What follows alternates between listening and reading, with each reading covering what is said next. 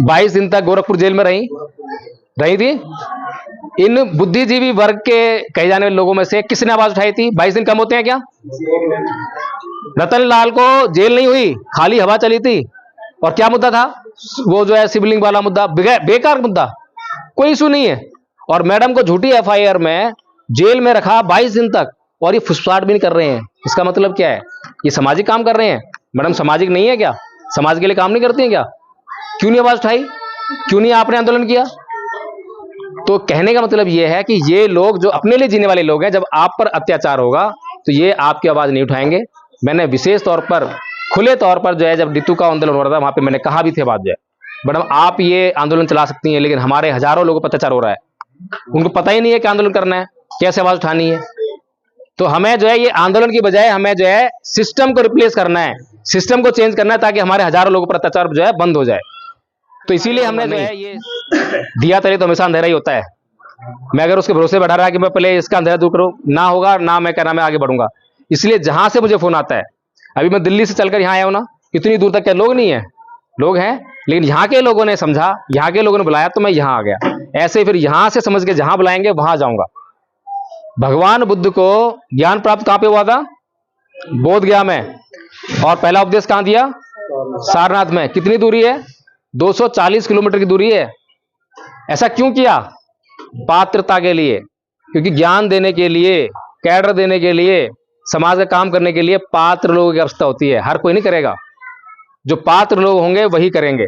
इसीलिए मैं भी जो है जहां पात्र लोग मिलते हैं उन्हीं को समझाता हूं, देखता हूं, और जो लोग कहते हैं कि यस, तो उनको नोट कर लेता हूं और उनको जोड़ लेता हूं। हमारे पास 110 से ऊपर जो है स्टूडेंट्स हैं विश्व शांति निवारण स्कूल फर्स्ट ईयर में। सेकंड ईयर का स्कूल भी शुरू हो गया हमारा, और हमारे पास लगभग 30 के आसपास आचार्य हैं। तो 30 आचार्य को हमने जो है, किसी को 2, किसी को 4, जैसी सुविधा हुई उनको हमने स्टूडेंट दे दिए। भाई आपकी निजी तौर पर ये जिम्मेदारी है। इसके अलावा सुबह 5:30 से 8 बजे तक, दोपहर को 2:30 से 5 बजे तक, और रात को 8 बजे से लेकर 12 बजे तक हमारी गूगल मीट पर ट्रेनिंग चलती है। उस पर भी हम सिखाते हैं। आपको जहां सुविधा हो वहां सीखिए। कोई भी हम ऐसा जो है आपके लिए एक्सक्यूज नहीं देना चाहते जिससे आप ये कहें कि मेरे पास टाइम नहीं है। और जो व्यक्ति ये कहता हो कि समाज के लिए, अपने लिए मेरे पास 24 घंटे में से 1 घंटे का टाइम नहीं है, मेरे पास आधा घंटे का टाइम नहीं है, मैं कहता हूं कि बेईमानी कर रहा है। ऐसा कोई आदमी नहीं है। हम करना नहीं चाह रहे हैं। हम जो गद्दारी कर रहे हैं अपने महापुरुषों के त्याग बलिदान से। जो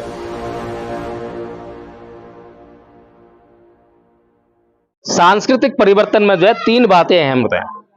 पहला है प्रतीकों का परिवर्तन, जिससे देखते ही मालूम रहता है कि ये हिंदू है, ये मुसलमान है, ये बौद्ध है। तो ऐसे ही बौद्धों के परिवर्तन होते हैं। जैसे कि बाबा साहेब और भगवान बुद्ध की तस्वीरें हमने जो है घर में ले आए, और जो पहले तस्वीरें थी या मूर्तियां थी उनको निकाल के हमने बाहर कर दिया। तो ये हमारा जो है पहला जो सांस्कृतिक परिवर्तन है, प्रतीक परिवर्तन, ये हमने कुछ हद तक कर लिया। लेकिन यहां पर भी जो है कुछ प्रतीक अभी भी हम ओढ़े हुए हैं।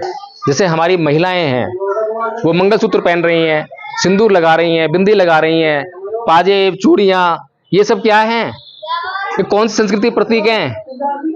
कुछ लोग बोलते हैं सुहाग की निशानी है। ये किसने कहा है? ये जो भगवान बुद्ध की संस्कृति है, भगवान बुद्ध तो स्त्री और पुरुष में अप्राकृतिक कोई भेद करते ही नहीं है। वो तो ऐसा कर ही नहीं सकते कि स्त्री को तो ये चिन्ह दे दें कि तू लगे शादीशुदा है, और पुरुष को खुला छोड़ दें कि तू ना लगे। पुरुषों के पास कोई चिन्ह है क्या लगे शादीशुदा है? फिर ऐसा उनका अन्याय क्यों है? तो भगवान बुद्ध ऐसा नहीं करते हैं। तो ये समर संस्कृति के खिलाफ है, ब्राह्मण संस्कृति है ये। इसको छोड़ना पड़ेगा जब हमारा पहला परिवर्तन पूरा होगा। दूसरा परिवर्तन है रीति रिवाज, त्योहार और परंपराओं का परिवर्तन। उसमें कुछ हद तक जो हमारे लोग समझ गए हैं उन्होंने छोड़ दिया, लेकिन अभी भी हमारा समाज वहीं अटका हुआ है। लेकिन जब परंपराओं की बात आती है, रीति रिवाजों की बात आती है, तो जब हमारे घर में कोई शादी विवाह होता है तो सबके दिमाग में रचे बसे हैं वही रीति रिवाज, और वो ऑटोमेटिकली वही कर रहे हैं। भंते जी को बुला लिया दिखाने के लिए, प्रतीक के तौर पे कि हाँ ये शादी हम बौद्ध धर्म कर रहे हैं, पर वही फॉलो हो रहे हैं।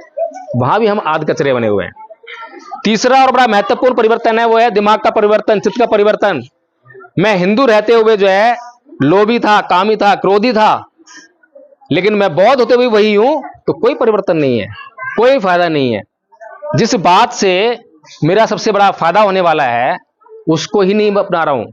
अगर मैं क्रोध का स्वभाव छोड़ रहा हूं तो फायदा किसको होगा? मुझे या पड़ोसी को? मुझे ही होगा। तो ये मेरे फायदा है। तो केवल भगवान बुद्ध इस बात करते हैं। भगवान बुद्ध कहते हैं कि अपने चित्त को शुद्ध करो, और हमारे जितने भी तमाम संत महापुरुष हैं वो सभी चित्त की शुद्ध। गंगा गोमती नहाने से तो शरीर धुलेंगे, और तुम शरीर की सफाई में लगे पड़े हो और तुम्हारे मन में गंदगी भरी पड़ी है ना बात। तो हमारे जितने भी संत महापुरुष हैं सबने एक ही बात कही है कि चित्त को साफ करो, चित्त में परिवर्तन होना ही चाहिए। तो अगर हम बौद्ध बने और चित्त में परिवर्तन नहीं हुआ तो हम बौद्ध नहीं बने। इसीलिए हम लोगों ने एक स्पष्ट प्रोग्राम बनाया है। पहली बात तो हमें बौद्ध बनने के लिए जो है 3 साल का एक कोर्स बनाया, प्रथम वर्ष का कोर्स, द्वितीय वर्ष का कोर्स और तृतीय वर्ष का कोर्स। और उससे पहले हमने एक संघ बनाया, धम्मपथ संघ। संगठन नहीं है, संघ है। संघ, इसमें जितने भी लोग हैं सब उसके मालिक हैं, कोई एक मालिक नहीं है। और कोई भी निर्णय होता है तो सबकी मर्जी से होता है, बैठते हैं सभी लोग उस पर निर्णय करते हैं और जो फैसला होता है वो पूरा संघ मानता है, कोई उसके खिलाफ नहीं जाता। सभी लोग संघ के प्रति समर्पित हैं। यही बात मैंने जो है इन सभी बुद्धिजीवी वर्ग को कहा था, प्रोफेसर रतनलाल जी को कहा था, लक्ष्मण जी को कहा था, जितने भी तमाम जो है राजेंद्र पाल यादव जी को भी कहा था। इनको मैंने कहा था, मैं कहा साहब एक संघ बना लो और आप सभी लोग जो है संघ के प्रति समर्पित हो जाओ, संघ के रूल्स बना लो, उन रूल्स से आप अपने आप को रेगुलेट करो। बड़ा आसान काम था, कोई मुश्किल काम नहीं था। अगर ये लोग वास्तव में सामाजिक ईमानदार लोग होते तो निश्चित तौर पर ऐसा करते, लेकिन ये सभी लोग जो है अपने स्वार्थ सिद्धि में लगे हुए लोग हैं। और आपने सुना होगा कि मैडम जो है 22 दिन तक गोरखपुर जेल में रही थी। इन बुद्धिजीवी वर्ग के कहे जाने वाले लोगों में से किसने आवाज उठाई थी? 22 दिन कम होते हैं क्या? रतनलाल को जेल नहीं हुई, खाली हवा चली थी। और क्या मुद्दा था? वो जो है शिवलिंग वाला मुद्दा, बेकार मुद्दा, कोई इशू नहीं है।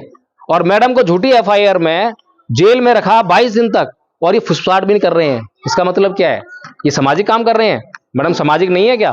समाज के लिए काम नहीं करती हैं क्या? क्यों नहीं आवाज उठाई? क्यों नहीं आपने आंदोलन किया? तो कहने का मतलब यह है कि ये लोग जो अपने लिए जीने वाले लोग हैं, जब आप पर अत्याचार होगा तो ये आपकी आवाज नहीं उठाएंगे। मैंने विशेष तौर पर खुले तौर पर जो है जब नीतू का आंदोलन हो रहा था वहां पे मैंने कहा भी थे बात, जो है मैडम आप ये आंदोलन चला सकती हैं, लेकिन हमारे हजारों लोगों पर अत्याचार हो रहा है, उनको पता ही नहीं है कि आंदोलन करना है, कैसे आवाज उठानी है।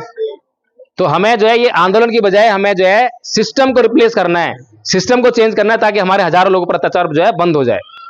तो इसीलिए हमने जो है ये सांस्कृतिक परिवर्तन लेकर आए हैं समाज में कि हमें बौद्ध बनना है।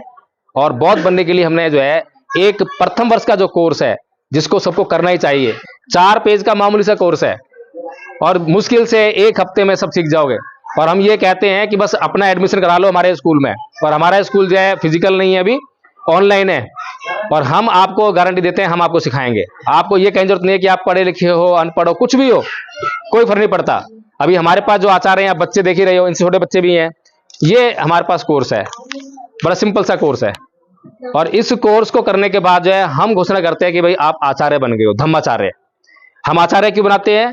क्योंकि जिम्मेदारी आती है कि आप भी दूसरों को आचार्य बनाओ। अभी हमारे पास 110 से ऊपर जो है स्टूडेंट्स हैं विश्व शांति निवारण स्कूल फर्स्ट ईयर में, सेकंड ईयर का स्कूल भी शुरू हो गया हमारा। और हमारे पास लगभग 30 के आसपास आचार्य हैं। तो 30 आचार्य को हमने जो है किसी को 2, किसी को 4, जैसी सुविधा हुई उनको हमने स्टूडेंट दे दिए। भाई आपकी निजी तौर पर ये जिम्मेदारी है। इसके अलावा सुबह 5:30 से 8 बजे तक, दोपहर को 2:30 से 5 बजे तक और रात को 8 बजे से लेकर 12 बजे तक हमारी गूगल मीट पर ट्रेनिंग चलती है, उस पर भी हम सिखाते हैं। आपको जहां सुविधा हो वहां सीखिए। कोई भी हम ऐसा जो है आपके लिए एक्सक्यूज नहीं देना चाहते जिससे आप ये कहें कि मेरे पास टाइम नहीं है। और जो व्यक्ति ये कहता हो कि समाज के लिए, अपने लिए मेरे पास 24 घंटे में से 1 घंटे का टाइम नहीं है, मेरे पास आधा घंटे का टाइम नहीं है, मैं कहता हूं कि बेईमानी कर रहा। ऐसा कोई आदमी नहीं है, हम करना नहीं चाह रहे हैं। हम जो गद्दारी कर रहे हैं अपने महापुरुषों के त्याग बलिदान से जो है। इसीलिए जो है अगर ये कोर्स आप कर लोगे तो आपको जो है मिनिमम एजुकेशन बुद्धिज्म की आ जाएगी। इसके अलावा मैं और भी कुछ सिखाता हूं, समता सिखाता हूं, जो कि बहुत आसान चीजें हैं। जो छोटी छोटी चीजें अगर आप सीख जाओगे, फिर आप जो है घर में, पड़ोस में, चौपाल पे, स्कूल में, कॉलेज में, जहां भी आपको लोग मिलते हैं, आप उनको जो है धम्म सिखाने का, धम्म बताने का, धम्म की चर्चा करने में आप जो है समर्थ हो जाओगे। तो इस तरह से हमने जो है ये बनाया है कि अगर हमारे पास जो है ये जो आचार्य, अभी 30 आचार्य हुए हैं, पिछला 5-6 महीने में हुए हैं और आगे जैसे जैसे बढ़ते आ रहा है, काफी अच्छा रिस्पॉन्स मिल रहा है। तो ये है फीडबैक प्रोग्राम, ये है कनेक्टिविटी प्रोग्राम। जब हम इसमें कनेक्टिविटी रखेंगे और एक दूसरे पर नजर रखेंगे, तब हम जो है सफलता को हासिल कर पाएंगे, तब हम राजसत्ता भी हासिल कर पाएंगे और अपना विकास भी कर पाएंगे। तब हम, अभी हमारे पास जो है 100 कितने सांसद हैं संसद में? 130-31 सांसद हैं, 132, और सारे पढ़े लिखे हैं, अनपढ़ नहीं है। एजुकेशन तो ले लेना, एजुकेट हो गया वो जो है। जितनी भी विधानसभा में विधायक जाते हैं सब पढ़े लिखे हैं, जितने भी आईएएस आईपीएस हैं हमारे समाज के आरक्षण लेके बने हुए हैं सब पढ़े लिखे हैं, कोई अनपढ़ थोड़ा ना है। लेकिन फिर भी समाज में जो है समाज को फायदा नहीं हो रहा, समाज का विकास नहीं हो रहा। तो वो इसीलिए नहीं हो रहा क्योंकि सिर्फ एजुकेशन ली है, सांस्कृतिक शिक्षा हासिल नहीं की है, कल्चर नहीं हुए हैं।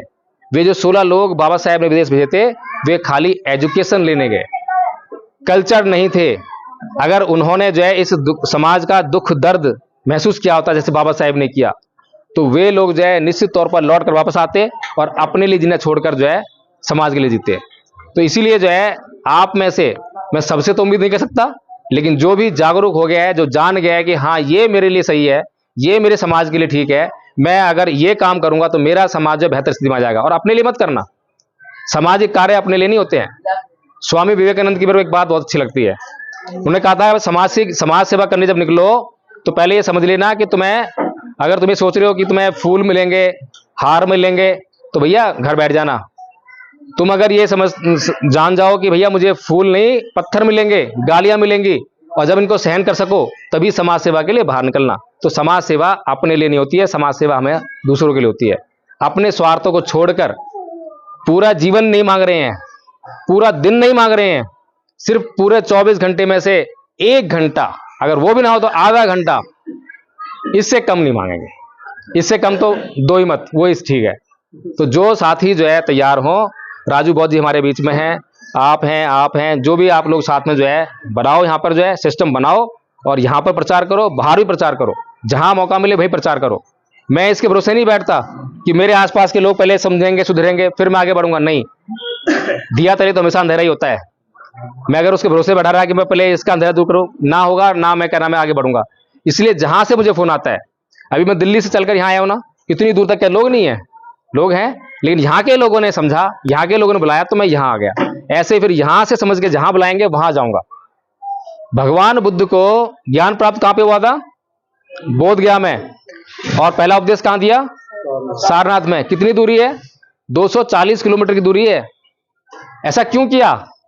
पात्रता के लिए, क्योंकि ज्ञान देने के लिए, कैडर देने के लिए, समाज का काम करने के लिए पात्र लोगों की आवश्यकता होती है। हर कोई नहीं करेगा, जो पात्र लोग होंगे वही करेंगे।